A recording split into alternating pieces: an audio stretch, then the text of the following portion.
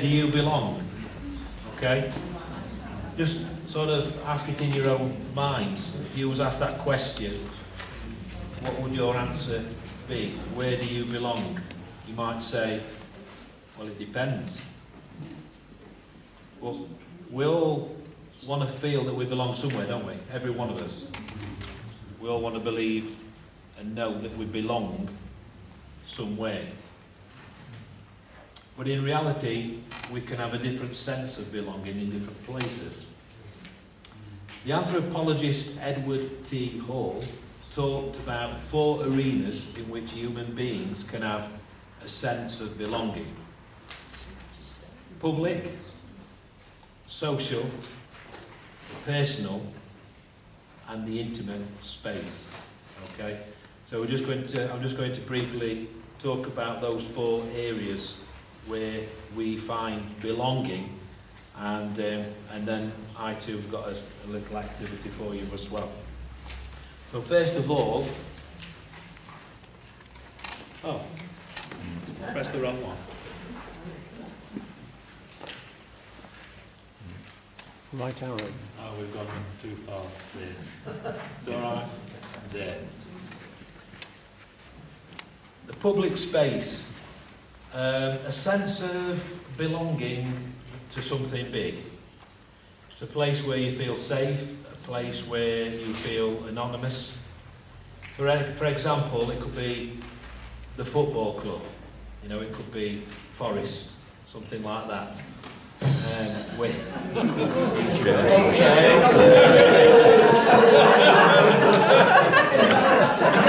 know that would get you going. I know that would start a war.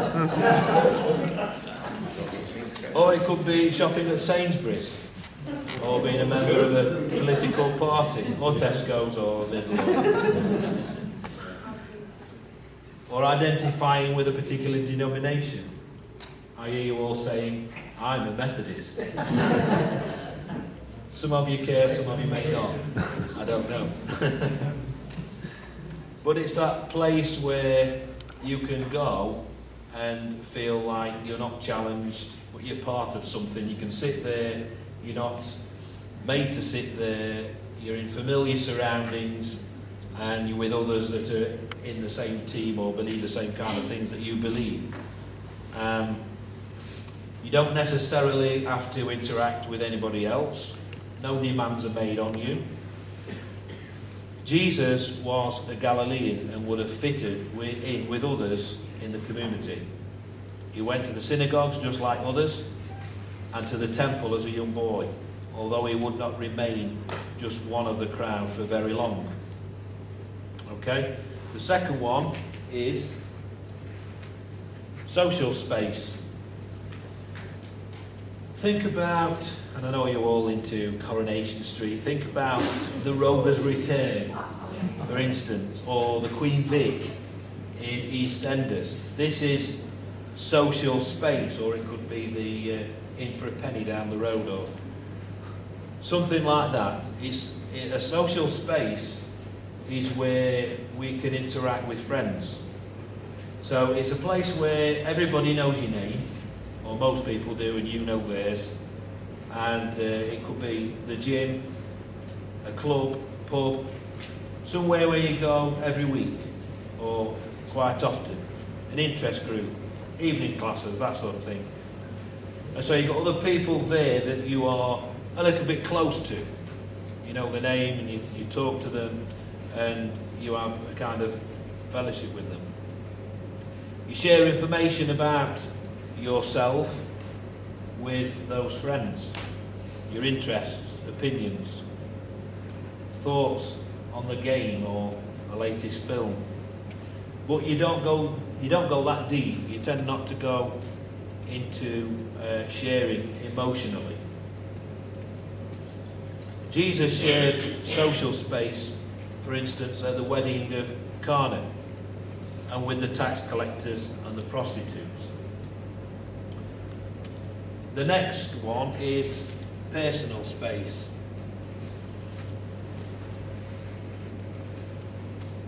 This is belonging through close relationships.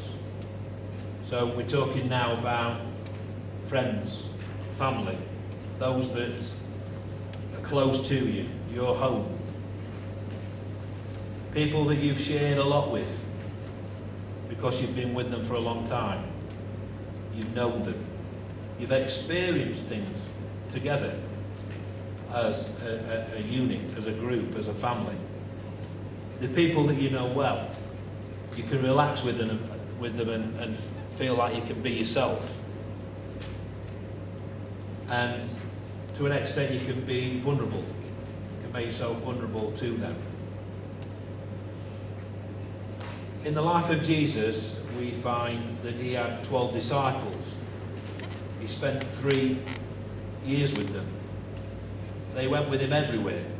This was this kind of a group that they enjoyed. And they must have got to know each other very well in that personal space.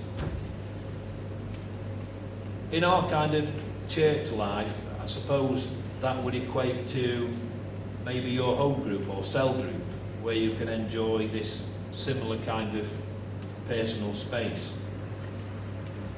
The next one is intimate space.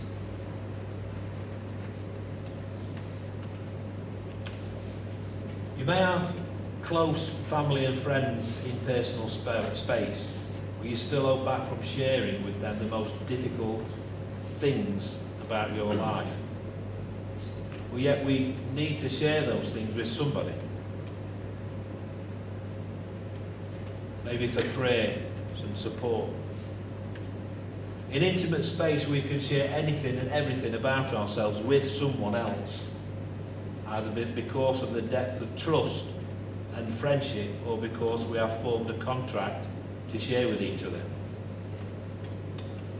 So for instance, in churches we find sometimes the triads or the triplets that we heard of. I know in Phoenix Farm we've started the band meetings based on the original Wesley classes and bands, where there's just 3 or 4 people that meet regularly to share the intimate details of their life, basically, with a view to helping each other to grow.